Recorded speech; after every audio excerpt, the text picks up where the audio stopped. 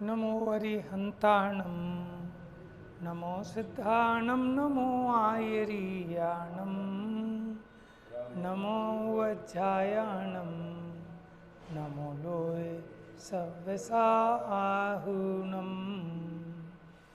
वंदितु सर्वसिद्धे ध्रुवमचलमणोवमं गतिं पत्ते वोच्छामि समयपाहुड मिणमो सुध केवली भणिदं नमः समयसाराय स्वानुभूत्या चकासते चित्स्वभावाय भावाय सर्वभावांतरक्षिदे निज स्वरूप को परमरस जामे भरो अपार वंदो परमानंदमय समय सार अविकार।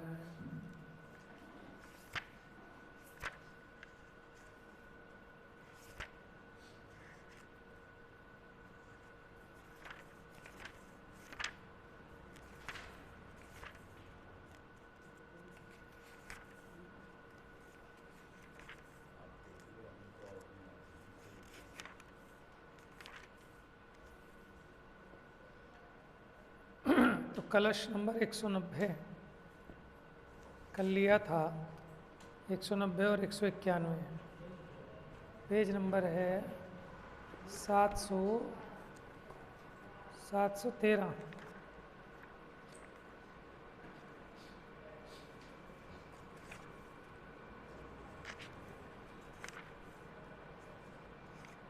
सात सौ 12 पे दोनों कलश पड़े थे कल। ये जो कलश नंबर 190 था, इसमें कहा था कि कषाय के भार से भारी होने से आलस्य का होना सो प्रमाद है, और जो प्रमाद भाव है वो शुद्ध भाव कैसे हो सकता है। इसलिए निज रस से परिपूर्ण स्वभाव में निश्चल होने वाला मुनि वो मुक्ति माने परम शुद्धि को पाता है, माने शीघ्र काल में कर्म बंध से छूट जाता है। कौन? अप्रमादी। और जो प्रमादी हैं वो कर्म बंध से नहीं छूटते, यानी छठे गुण स्थान तक प्रमाद रहता है। माने अपने कार्य से बाहर अपने स्वरूप से च्युत हो गए, उसी का नाम प्रमाद है। यानी स्वरूप में असावधानी, इसका नाम है प्रमाद। फिर अगला लिया था उसकी हिंदी,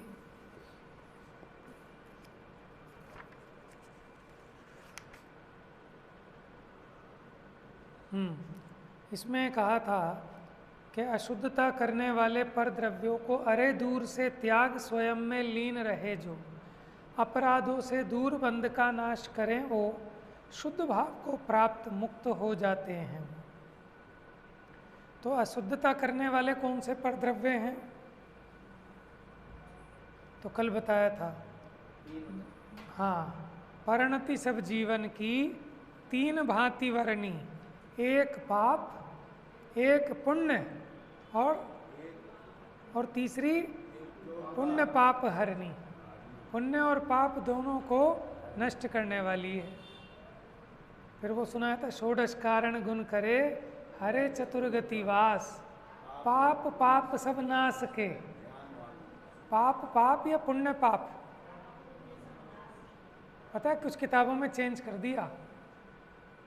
वहाँ जहाँ लिखा था ना पुरानी में पुण्य पाप सब नाश के, तो किसी ने अपनी ज़्यादा दिमाग लगाया और उसने कर दिया पाप भाव सब नाश के। क्या कर दिया? पाप भाव सब नाश के। समझ में आया?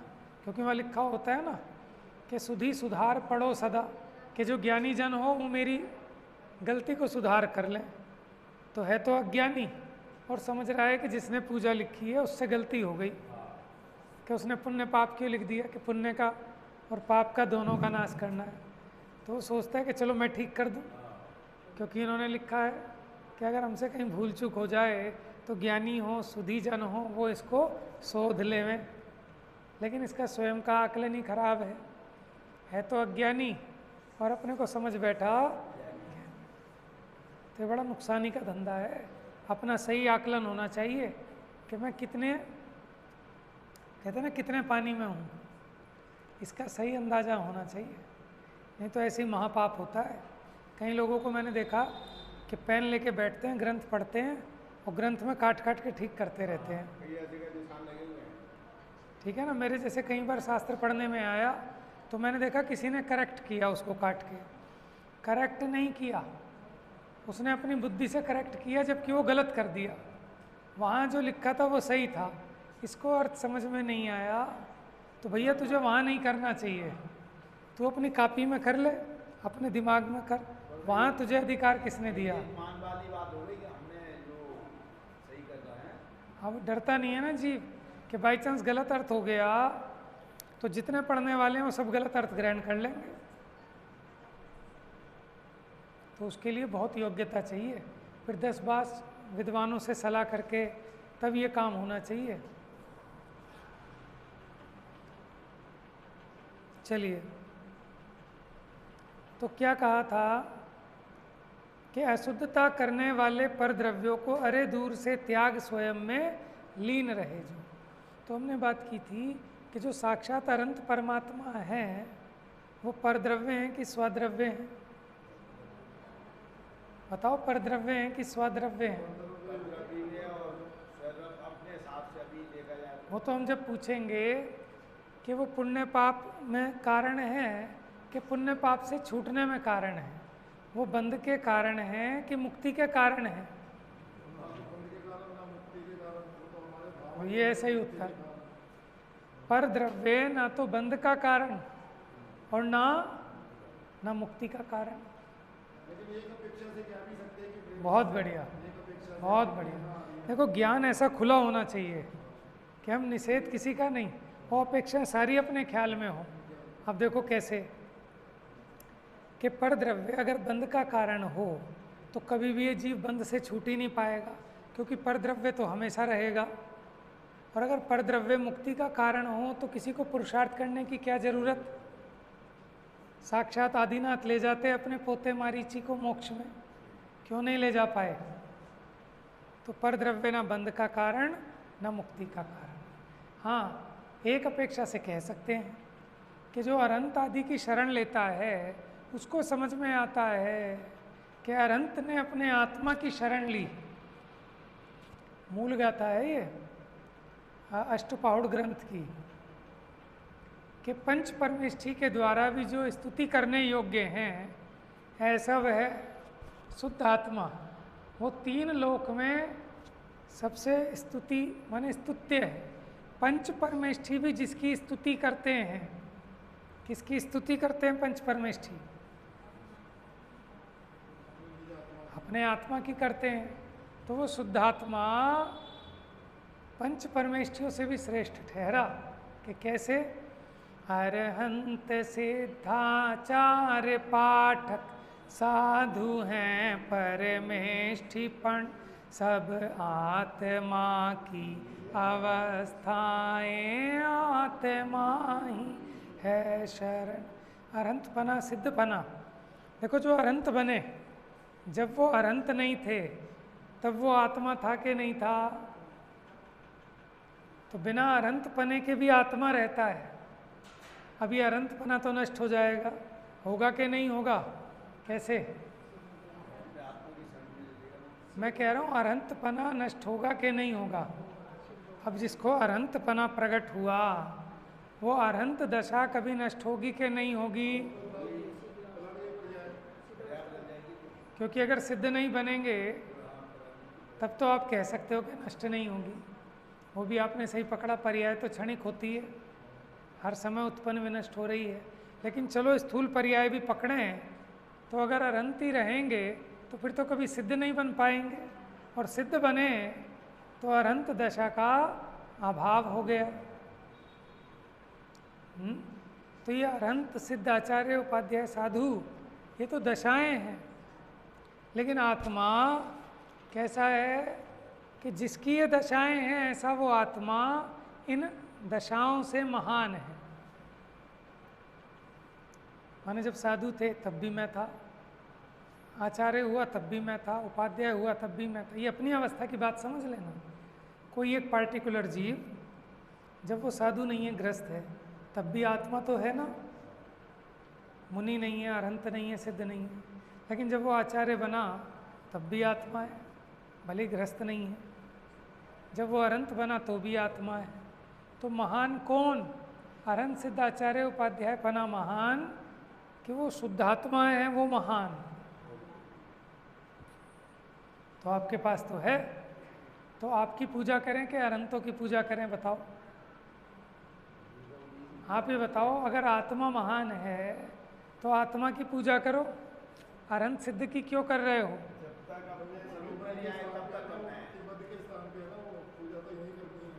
देखो, जब तक माने नहीं अपने उपयोग में नहीं आ पाए तब तक करना है, उपयोग में आया तो क्या करें? बिल्कुल ठीक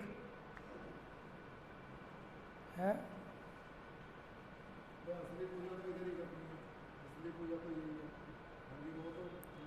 उनकी पूजा भी इसीलिए करनी है कि अपनी आत्मा की आराधना की प्रेरणा मिले। और जो हम उनकी पूजा करने जाते हैं वो यही समझाते हैं। माने जब भक्त उनसे कहता है कि भगवन तुम आनंद सरोवर, तो वहाँ से उल्टी ध्वनि आती है। वो भी यही कहते हैं, भगवन तुम आनंद सरोवर। जैसे वो खरगोश या वो सिंह कुएं में जब उसने चिल्लाया कि कौन है तू, तो वहाँ से आवाज़ क्या आई? कौन है तू? क्या अभी बताऊँ? वहाँ से भी अभी बताऊँ? क्या अभी तुझे देखता हूँ, अभी तुझे देखता हूँ। अच्छा, पाक गिर गया। समझ में आया? ऐसे जब अनंत भगवान से भक्त ये प्रार्थना करता है कि भगवान तुम आनंद सरोवर, तो वहाँ से भी यही बात आती है। जिनवाणी यही तो सिखाती है। तो आता है तुमसे लागी लगन ले लो अपनी शरण, वो कहते हैं अपनी ही शरण ले लो, है नहीं? माने भक्त ने भगवान से जाके कहा कि हे प्रभु तुमसे लागी लगन, तो भगवान का जवाब आया तो फिर ले लो अपनी शरण। कि उससे क्या होगा भगवान?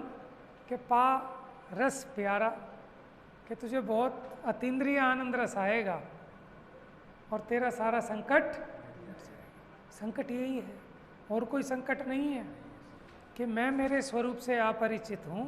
आनंद का धाम होने पर भी उस आनंद को भोग नहीं रहा, बस यही सबसे बड़ा संकट है। इसी को मेटना है? तो अब क्या समझना कि आत्मा तो है रॉ मटेरियल और अरहंत सिद्ध भगवान है बिल्कुल पक्का माल, तैयार माल, फिनिश्ड गुड। तो बताओ शोकेस में किसको सजाया जाएगा? देखो एक पत्थर पड़ा है वहाँ, ठीक है, माने वो मकराना की खदान में बनेंगे तो उसी में से भगवान। लेकिन वो पत्थर पूज्य है या जिसमें वो प्रकट हो गए भगवान, वो पूज्य है। देखो पूजा तो व्यक्त की ही होगी, आत्मा की पूजा नहीं होगी। पूजा तो जिसने अपने आत्मा को पहचाना है ना, पर्याय में प्रकट किया अरहंत सिद्धपना, पूजा तो उन्हीं को जाएगा। हाँ, आत्मा की पूजा होती है, उसकी अलग विधि है। माने किसी के बर्थडे में गए, बच्चा भी साथ में गया, तो वहाँ उसको 1100 रुपये का टीका भी दिया, तिलक भी किया, गिफ्ट भी दिया, उसके लिए क्लैपिंग भी की। बेटा नाराज़ हो गया अपना कि पापा तो तुम मेरे हो और गिफ्ट उसे दे रहे हो, टीका भी उसे कर रहे हो। कि हाँ बेटा, टीका और गिफ्ट तो उसे ही दिया जाएगा जिसका बर्थडे है, हैप्पी बर्थडे भी उसी को बोला जाएगा, तेरे को नहीं। लेकिन तेरे लिए तो सब कुछ है, उसके लिए सिर्फ 1100 रुपये हैं। समझ में आया? इसी प्रकार कि भगवान की पूजा अलग तरीके से होती है कि अष्टद्रव्य चढ़ाना, हाथ जोड़ना, मन वचन का ऐसे ही करना। लेकिन अपनी पूजा कैसे होती है कि अपने को जानना, पहचानना, इसी में लीन हो जाना, ये अपनी पूजा है। समझ में आया? और अपनी पूजा भी ऐसे करने लगो तो फिर पागल खाने भेजा जाएगा। समझ में आया? किसी ने लिख दी आत्मा की पूजा ऐसी अपनी, और ले अष्टद्रव्य और ऐसे चढ़ाए, ओम ह्रीम श्री आत्मदेव जन्म जन्म मृत्यु विनाशनाय जलम निर्वपामिति स्वाहा आहा। ठीक है, तो ऐसे इसकी पूजा नहीं होने वाली, क्योंकि कमी तो है नहीं, सब अपनी अपनी डेढ़ अकल लगाते हैं। तो इसलिए आगम के अनुसार चलना चाहिए। ठीक है, कहीं ऐसा नहीं आया कि ऐसे आत्मा की पूजा करो। हाँ करो, उसकी अलग विधि है। हर किसी का अलग अलग प्रकार होता है। क्या हम अपने बच्चे से प्यार नहीं करते? कि बहुत प्यार करते हैं, लेकिन उसे धमकाते हैं। ठीक है, और भाई का बच्चा घर आया है, उसे पुचकारते हैं। समझ में आया? अपना बच्चा लड्डू मांगे, लड्डू नहीं देते, बिल्कुल नहीं, पेट खराब हो जाएगा। और वो एक बार झूठे मांगे, 2 देते हैं कि बेटा और खा ले। बताओ, शुभचिंतक किसके हैं? अपने बेटे के शुभचिंतक हैं कि वो रिश्तेदार का बच्चा है उसके शुभचिंतक हैं। अब लड्डू तो उसे दिए जा रहे हैं। ठीक है, अब जैसे वो अपना बच्चा नाराज़ हो गया कि पापा जब जिया जी आते हैं तुम 1100 रुपये देते हो, इतनी इज्जत से इतने प्यार से बात करते हो, बिठाते हो, खिलाते हो, आज तक मुझे दिए कभी इज्जत ऐसी? जिया जी तो भी 1 साल पहले ही आए और मैं तो आपके पास 20 साल से हूँ, आज तक मेरे से प्यार से बात की इतने? कि जहाँ अपनापन होता है वहाँ ऐसी फॉर्मेलिटी नहीं होती कि बेटा उनके लिए तो 1100 हैं और तेरे लिए तो 11 करोड़ हैं, क्यों चिंता कर रहा है? समझ में आया? तो ऐसे आत्मा के लिए तो सब कुछ है, अपना पूरा समर्पण है। लेकिन अनंत सिद्ध वो तो सिर्फ प्रेरणादायक हैं, प्रेरणा लेने के लिए हैं। बात समझ में आ रही है? तो जिसकी जैसे पूजा होती है उसकी वैसे की जाती है। जैसे जिनवाणी की पूजा, अब जिनवाणी की ऐसी थोड़ी ना होती है पूजा स्वाहा स्वाहा, कि जिनवाणी के दर्शन ऐसे होते हैं। जैसे भगवान के दर्शन होते हैं ऐसे जिनवाणी के दर्शन नहीं होते। जिनवाणी के दर्शन जिनवाणी को पढ़कर समझकर, ये जिनवाणी की पूजा है। समझ में आया? भगवान को माने मस्तक पर रखकर जुलूस निकाले, ये वास्तव में भगवान के दर्शन नहीं है। भगवान के स्वरूप को निहारे और उनसे अपने स्वरूप का मिलान करे कि ये भी मेरे जैसे ही थे, कच्चा माल जो खदान में से निकले थे, पत्थर। लेकिन इन्होंने ऐसा क्या किया कि ये वेदी में विराजमान हो गए।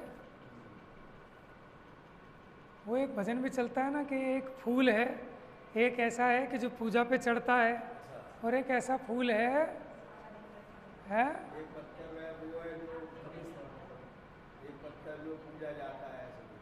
हाँ ऐसा है ना, एक भजन ऐसा चलता है, अपनी अपनी करनी का फल सबको। कैसा उस पत्थर ने क्या कर लिया कि उसकी भगवान बना के पूजा हो रही है।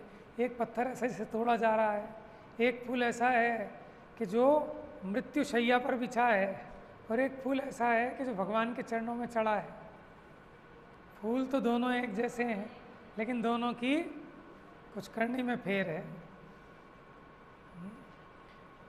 तो बात समझ में आ रही है? जिनवाणी की पूजा भी होती है, अपनी पूजा भी होती है, अनंत की पूजा भी होती है, लेकिन कैसे होती है उसकी जो यथा योग्य विधि है वैसे। पर्पस क्या है? उद्देश्य ये है कि अपने को किस प्रकार आत्मलाभ होगा। अनंत भगवान की पूजा का प्रयोजन सिर्फ चावल चढ़ाना नहीं है, उनकी विनय करना मात्र नहीं है, उनसे अपना प्रयोजन सिद्ध करना है, उनसे अपना काम निकालना है। लौकिक में तो कितने चतुर हैं, किसी को नमस्ते भी करते हैं ना, तो ये देख के भैया कुछ काम का है कि नहीं, और जिससे पता हो कि इससे अपने को काम निकालना है, तो उसको जय जिनेंद्र भी ऐसे करेंगे, स्पेशल वाली, जैसे स्पेशल चाय होती है मलाई मार के, तो ऐसी उसको जय जिनेंद्र होगी। और जिससे काम नहीं है उससे नज़र बचा के निकल जाएंगे, कदाचित वो भी क्या बस इतना ही। समझ में आया? तो लौकिक में इतना चतुर कि नमस्ते भी अलग अलग तरह की होती है। कोई सेठ जी आए और पता है कि इनसे अपना प्रयोजन निकलेगा, तो वहाँ देखो अब कैसी इसकी नमस्ते होती है। उनके लिए कुर्सी भी लाएगा, मूडा भी लाएगा, जगह पे बिठाएगा, पंखा चलाएगा, ठीक है ना, कैसे उसकी करेगा। और वैसे ही कोई हो जिससे अपने का प्रयोजन नहीं है, वो कहे थोड़ा खिसक जा, तो खिसक के नहीं देगा ज़रा सा भी कि उधर बैठ जा, उधर खिसक जा, जगह नहीं है। तो आप ये सोचो कि लौकिक में बिना प्रयोजन के ये कोई काम नहीं करता, लेकिन यहाँ प्रयोजन ही नहीं विचारता कि किस लिए आया हूँ, क्या काम निकालना है भगवान से। जो भगवान से थोड़ी रिश्तेदारी बढ़ानी है वो किस लिए बढ़ानी है कि भैया इनके पास कोई ऐसी कला है, कोई ऐसी मोक्ष मार्ग की विधि है, वो इनसे सीखनी है। समझ में आया? हाँ, उनके स्वरूप का चिंतन करते हैं और अपने स्वरूप का ध्यान करते हैं। तो हम ये कह रहे थे कि पूजा तो उन्हीं की होगी, किनकी, कि जो तैयार माल है शोकेस में तो वही रखा जाएगा, ठीक है ना। कच्चा जो खदान से किट्ट कालीमा सहित सोना है वो शो पीस में थोड़ी ना रखा जाएगा, उससे थोड़ी प्रेरणा मिलेगी। हाँ, जब वो तैयार उससे एक बढ़िया कड़ा बनाया, आभूषण बनाया, वो शोकेस में सजाया, तो देखने वाले को प्रेरणा मिलती है कि कहाँ से आया, ठीक है ना। ऐसे ही हम भी लाएं, हम भी ऐसे बना सकते हैं, हम भी ऐसा शुद्ध कर सकते हैं। तो ऐसे अरहंत सिद्ध को देखकर अपने को ये प्रयोजन सिद्ध करना कि एक टाइम ये भी हमारे जैसे ही थे, लेकिन इन्होंने अपने स्वरूप को जाना, पहचाना, तो आज ये भगवान हो गए। भगवान मतलब कि लोग इनकी पूजा करते हैं इसलिए कोई भगवान नहीं होता, इसलिए कि स्वयं के आनंद का भोग करते हैं, इसका नाम भगवान पना है। लेकिन हम क्या चाहते हैं कि दुनिया मुझे पूजे, तो कभी नहीं पूजने वाली है। जिन्हें दूसरों की पूजा चाहिए, ठीक है ना, उससे सुखी होना मानते हैं, तो उसने तो परद्रव्य से अपना सुख होना देखा, तो वो मिथ्या दृष्टि है। जिसको ये समझ में आया कि पर से मेरा सुख ही नहीं है, मेरा सुख तो मेरे अपने स्वयं से है, वो मुक्ति का पात्र होता है। जो पर की ओर देखता है, सीता जी का स्वयंवर रचा था। अब सीता जो है साथ में दासी दर्पण लेके चल रही थी, क्योंकि शीलवती स्त्रियां होती हैं, ऐसे पुरुष को नहीं देखती, तो दर्पण लेकर चल रही थी, दर्पण में देखती जा रही थी सीता। और उसकी दासी परिचय दे रही थी कि फला देश के महाराज हैं, इतनी इतनी इनकी सेना है, इतने गांव हैं, इतने ये हैं, इतने वो हैं। तो जब वो आगे पहुँचे तो वो राजा खुद खड़ा हो जाए, फटाफट उसकी सेवा में गिड़गिड़ाने लगे कि बस मुझे अपना लो, मैं तुम जो कहोगे मैं तुम्हारा दास बन के रहूँगा। तो सीता ने कहा भैया मुझे दास नहीं चाहिए, मुझे तो ऐसा कोई चाहिए जिनकी मैं दासी बन सकूं। तो उसको सीता ने वर्ण नहीं किया, लेकिन जब आगे पहुंची, अब एक सज्जन बैठे थे, आंख भी उठा के नहीं देखा, अपने नीचे अपने स्वरूप में गुप्त, ठीक है। तो उनका नाम बताया दासी ने कि श्री राम है, अयोध्या नगरी के राजा राजकुमार श्री राम हैं, ठीक है। जब उनको देखा, कैसे देखा कि मेरी तरफ जरा भी रीझ नहीं रहे, देख नहीं रहे, ये तो अपने स्वरूप में आसक्त हैं, तो सीता उनके इस रूप पे आसक्त हो गई, ठीक है ना। सीता ने उनको वर्ण कर लिया। बात समझ में आई? तो जिसकी दृष्टि पर द्रव्य पर है, ठीक है, वो उसे मुक्ति लक्ष्मी वर्ण नहीं करेगी।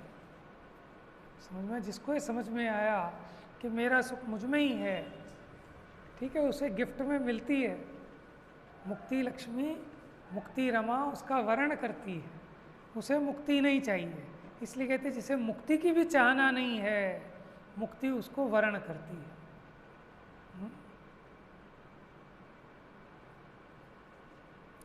तो यहाँ कहते हैं समस्त परद्रव्य को छोड़कर स्वयं स्वद्रव्य में लीन होता है। तो परद्रव्य के छोड़ने का मतलब स्पष्ट हो गया, अनंत भगवान भी परद्रव्य हैं कि इनसे मेरा भला होगा, ऐसी मान्यता को छोड़ना है, यही उन्हें छोड़ना है, वो है ना।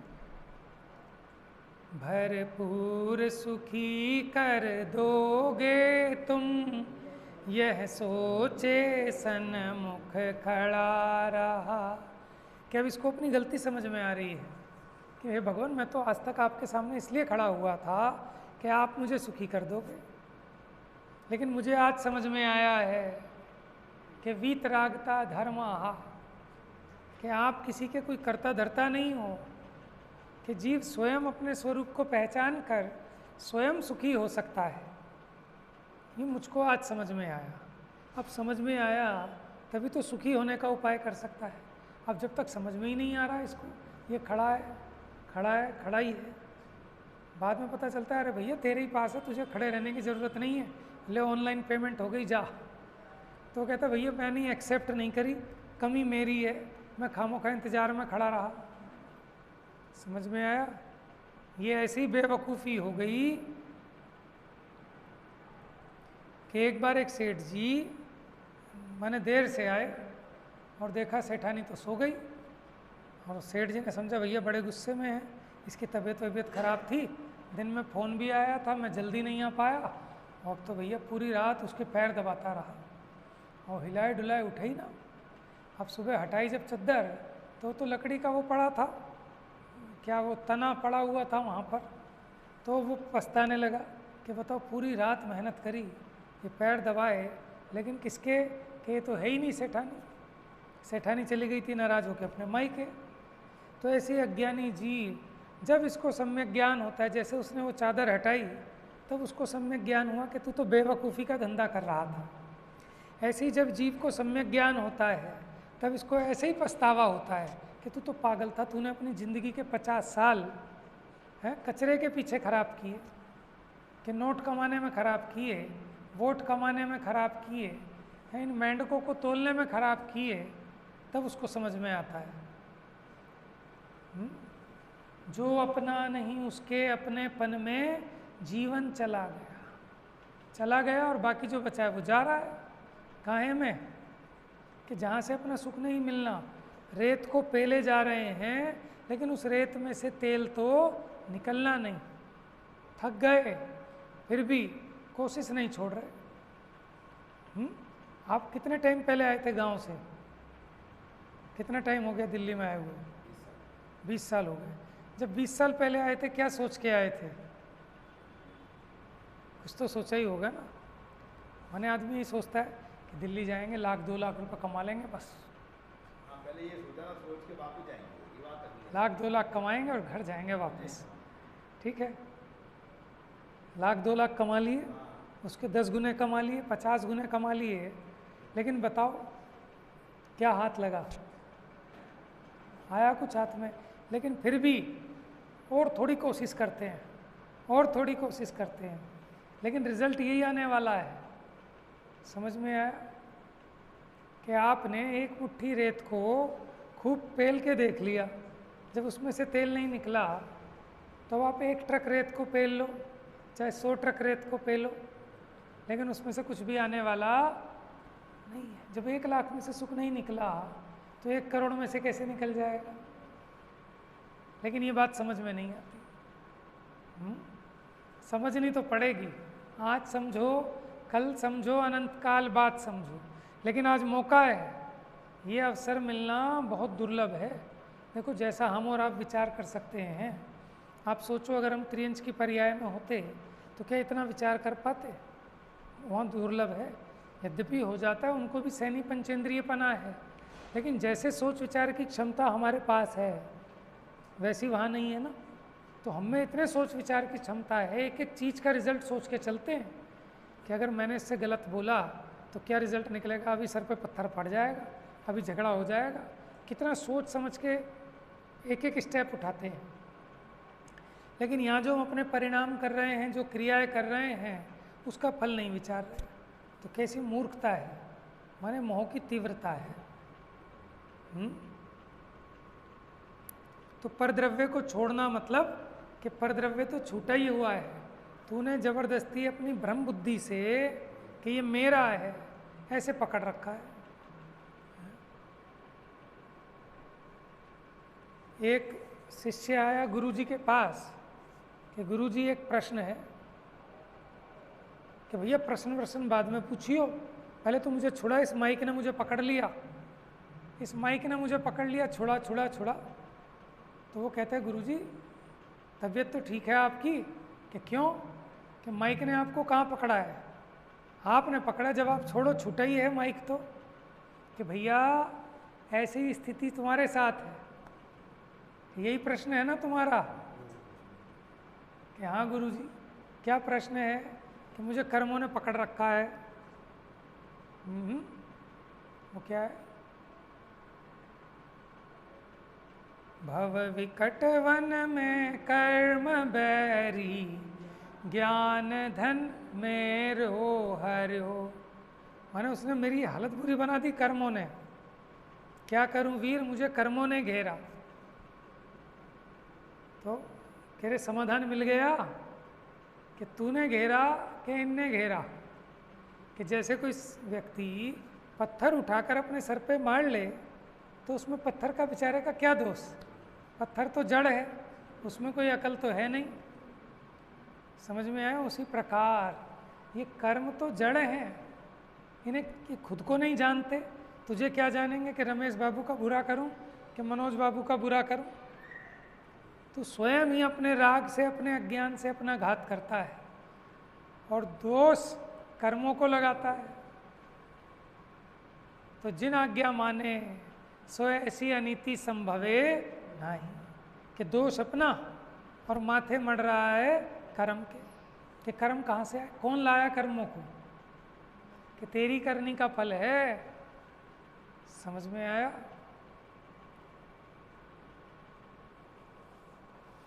तो परद्रव्य को कैसे छोड़ना, बात समझ में आई। फिर स्वयं स्वद्रव्य में लीन होता है। लीन होने का मतलब कि यहाँ मेरा सुख है। पहला ऐसा ज्ञान में निर्णय होता है, फिर कहीं सुख नहीं दिखता, तो एकमात्र यही इसको आश्रय दिखाई देता है। तो अपने स्वरूप में विश्रांत, शांत, निराकुलित होता है। इसी का नाम है स्वरूप अवलंबन। मुनिराज यही तो कर रहे हैं जंगल में, लेकिन मुनिराज बहुत व्यस्त हैं, फुर्सत नहीं है। बहुत फुर्सत में हैं, लेकिन आपके लिए उनके पास फुर्सत नहीं है। हम बहुत बिजी हैं। काहे के लिए? कि जब अपना काम करने के लिए तो बिजी हैं, कि अपने काम के लिए टाइम नहीं है, आत्म ध्यान के लिए। और 5 इंद्रिय के विषय भोगों में विकथा करने के लिए, टाइम खराब करने के लिए फुर्सत ही फुर्सत है। और मुनिराज के पास विकथा करने के लिए, टाइम खराब करने के लिए एक क्षण नहीं है उनके पास। कोई पूछे साहब ना आपकी घर ना गृहस्थी, वो है ना, घर ना बचिया, घर ना बचिया, नींद आए अच्छी, ऐसे ही है ना। गाय ना बच्ची और नींद आए अच्छी। कि मुनिराज का ऐसा काम नहीं है नींद आए अच्छी, कि वहाँ तो बहुत व्यस्त हैं, बहुत काम है उन्हें। क्या कि अनादि से जिस स्वरूप की है विराधना की थी, अब उस स्वरूप की आराधना करनी है। समझ में आया? स्वरूप गुप्त रहना है, अपने आनंद को भोगना है, इसमें वो मुनिराज व्यस्त है, इसलिए उनके पास टाइम नहीं है। तो वह पुरुष नियम से सर्व अपराधों से रहित हो जाता है। जो परद्रव्य का त्याग करता है, स्वद्रव्य में लीन होता है, वो सब अपराधों से मुक्त हो गया। फिर बंध के नाश को प्राप्त होकर अब जो अपराधी नहीं है उसे कहाँ से बंध हो? और बंध तो अपने अज्ञान से था। तो नित्य उदित सदा प्रकाशमान होता हुआ, प्रकाशमान होता हुआ माने कि जो अंधेरा था ना, मोह की अंधेरी छाई थी, वो मोह की अंधेरी छट गई, सम्यक ज्ञान का प्रकाश हुआ। अब जब सम्यक ज्ञान का प्रकाश हुआ तो उसके द्वारा उसने ऐसी आराधना की आत्मा की कि अब केवल ज्ञान का महाप्रचंड सूर्य उदित हो गया। अपनी ज्योति से निर्मलतया उछलता हुआ जो चैतन्य रूपी अमृत के प्रवाह द्वारा, चैतन्य रूपी अमृत के प्रवाह द्वारा, माने अब जीव को फुर्सत नहीं है, आनंद ही आनंद है। जैसे दुकान पे सीजन चल रहा हो तो इसको खाने की भी याद नहीं आती। बीवी का फ़ोन आए उसको भी फ़ोन को साइलेंट मोड पे लगा देगा, और ज़्यादा फ़ोन करे तो धमका देगा। समझ में आया? उसे डर नहीं लगता कि रोटी मिलेगी कि नहीं मिलेगी। काहे का आनंद है कि जो नोट छप रहे हैं इनका आनंद है, क्योंकि उसे पता है कि नोटों से सब मिलेगा। ये सेठानी भी तभी पूछती है कि जब गड्डी लेके जाओ सेठ जी, वो खाली हाथ चले जाएं दुकान से तो फिर सेठानी भी पूछने वाली नहीं है, उसे उसकी कीमत पता है ना। ऐसे ज्ञानी जीव को अपने स्वरूप के जो अतीन्द्रिय आनंद है उसकी कीमत पता है, इसलिए वो उसकी आराधना करता है। ठीक है, सब चीज़ों को ताक पर रखकर कि ये सब घर गृहस्थी वाले छोड़ के चले जाएंगे, कल के जाते आज जाएं। ठीक है ना, ये सब फैक्ट्री बंद हो जाएगी, हो जाए, क्योंकि हमारे हाथ तो ऐसी मास्टर की लग गई, माने अलादीन का चिराग लग गया कि हम जो चाहेंगे उससे पा लेंगे। तो जिसकी पूर्ण महिमा है ऐसा शुद्ध होता हुआ कर्मों से मुक्त होता है। जो पुरुष पहले समस्त परद्रव्य का त्याग करके, मैंने जहाँ ग्रहण किया है वहीं त्याग होगा। समझ में आया? आप ये देखो, पानी ग्रहण संस्कार होता है, ठीक है, और एक पानी त्याग संस्कार भी होता है कि हमारे यहाँ पानी त्याग नाम का कोई संस्कार नहीं है। पानी ग्रहण तो है, पानी मैंने कहते हैं हाथ को। जब शादी होती है तो मैंने लड़की का पिता कन्या का हाथ मैंने उस वर के हाथ में सौंपता है, ठीक है ना, उसको क्या कहते हैं? पानी ग्रहण।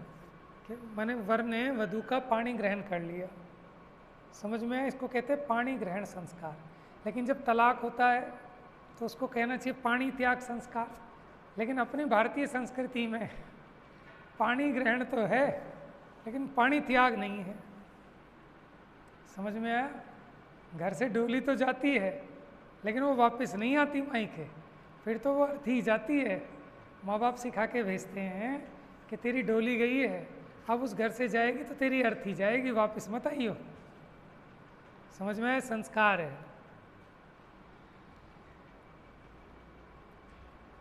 ये तो उदाहरण था।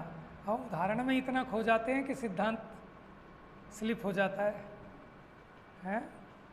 तो क्या कह रहे थे कि जो पानी ग्रहण है, पानी ग्रहण में क्या ग्रहण कर लिया उसने कि मेरी पत्नी हो गई, मैं इसका पति हो गया।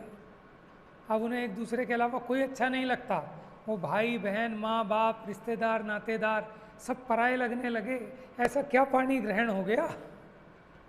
क्या है पानी ग्रहण? कि भैया ये सब मान्यता में ग्रहण हो गया है कि तू मेरा मैं तेरी, हम बने तुम बने एक दूजे के लिए, 100 जन्म का साथ है हमारा तुम्हारा। तो ये कहाँ से आया, कहाँ से हो गया? ये कोई फेविकोल का जोड़ लगाया, क्या किया? कि ऐसा कैसा जबरदस्त संस्कार है? ये सब कहाँ ग्रहण किया? और जब त्याग किया तो थोड़ी हाथ ऐसे फेंक देते हैं उसके। तलाक होता है तो जब कहाँ होता है कि मान्यता में ग्रहण किया था और मान्यता में छोड़ दिया। ऊँटों वाली कहानी याद है ना? तो ऐसे ही जीव ने परद्रव्य का ग्रहण कहाँ किया? कि अपने अज्ञान में, मिथ्या ज्ञान में। छुड़ाएंगे कहाँ? कि जहाँ से ग्रहण किया था वहाँ से, उस भ्रम को छुड़ाना है। समझ में आया? आप ही बताओ, जब छोटा सा बच्चा हुआ आपके यहाँ, ठीक है, पहला बच्चा, तो आपको कितना राग था उससे? समझ में आया? लेकिन अब जब वो बड़ा हो गया, आपकी सुननी बंद कर दी, ठीक है ना, उल्टी जुबान चलाने लगे, आपको दुकान पे बैठ जा कि मैं नहीं बैठ रहा, मैं घूमने जा रहा हूँ, मैं खाने जा रहा हूँ, मैं खेलने जा रहा हूँ, मैं ये करने जा रहा हूँ, मैं वो करने जा रहा हूँ। और फिर जब उसकी शादी हो गई, उसने पूछना भी बंद कर दिया, पिताजी कहाँ हो, कैसे हो? समझ में आया? अब वो जो आपकी आसक्ति थी, उसमें जो बंधन था, वो हल्का पड़ गया कि नहीं पड़ गया? वो राग कहाँ से पड़ गया? और एक दिन जब उसने कोर्ट में केस डाल दिया कि संपत्ति मेरी है, दुकान मेरी है, ये मेरे पिताजी ज़बरदस्ती बैठे हैं मेरी दुकान पे, उस दिन वो पूरा पानी, क्या कहें उसको, कि वो तलाक हो जाएगा बेटे से। अरे कैसी बात कर रहे हो? बेटे से भी कभी तलाक होता है क्या? क्या होता है? सबसे होता है। समझ में? मान्यता में होता है। भाई भाई का तलाक होता है कि नहीं होता जब दीवार खिंच जाती है? कि कहाँ? कि वो दीवार तो बाद में खिंचती है जो दिख रही है, पहले दिलों में दीवार खिंचती है, बाद में वो ईंट गारे की दीवार खिंचती है। और ईंट गारे की दीवार इतनी मजबूत नहीं है जितनी कि अंदर की दीवार है। तो दीवार तोड़नी है तो कहाँ की तोड़ोगे? बाहर की कि भीतर की? कि बाहर की तोड़ेंगे ठीक है, लेकिन असलियत में तो भीतर की टूटेगी तो बाहर की भी टूट जाएगी, लेकिन भीतर की तोड़ी नहीं। बाहर से ठंडक कर रहे हो, कहाँ से आएगी? गुस्से में तिल मिला रहे हैं दिमाग, और तुम एसी में बिठा के रखो उसको, ठंडा पानी डालो, कहाँ से ठंडा खाएगी? समझ में आया? तो आप ये समझ लो, जहाँ आपने ग्रहण किया है परद्रव्य को, वहीं से छोड़ना पड़ेगा। ग्रहण तो किया है भीतर से, और छोड़ रहे हो बाहर बाहर से, बहुत चालू हो, ऐसे नहीं छूटता। समझ में आया? तभी तो वो हालत होती है कि जंगल में भी मंगल हो जाता है। अरे भैया, जिस चीज़ को छोड़ के हम तीर्थ यात्रा पे गए हैं, इसलिए थोड़ी गए हैं कि जंगल में भी मंगल हो जाए। वहाँ तो हमें वैराग्य की प्रेरणा मिले, इसके लिए गए। अब वहाँ भी टीवी लग गए कमरों में, धर्मशाला में बढ़िया सोफे लग गए, बढ़िया डबल बेड लग गए, तो क्या और कहते हैं कि जंगल में मंगल हो गया।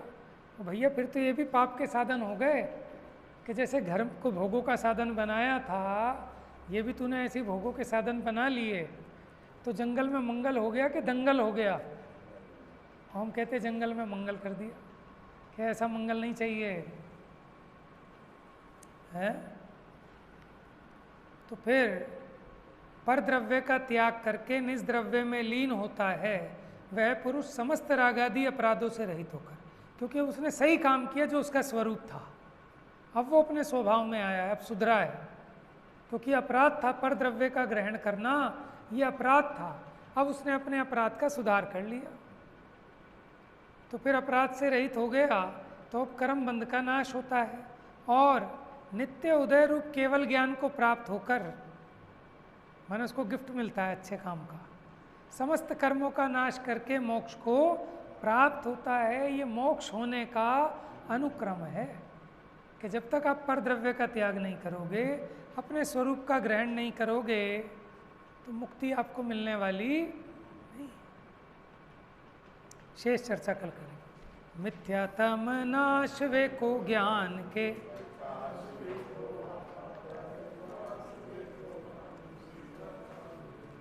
छहु द्रव्य जान वे को बंद विधि,